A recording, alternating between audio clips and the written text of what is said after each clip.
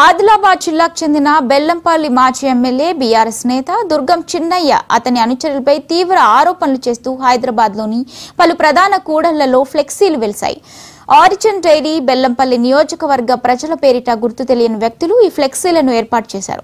BRS కార్యాలయం, SC ST మహిళా commission కార్యాలయాల ఎదుట ఈ ఫ్లెక్సీలను ఉంచారు.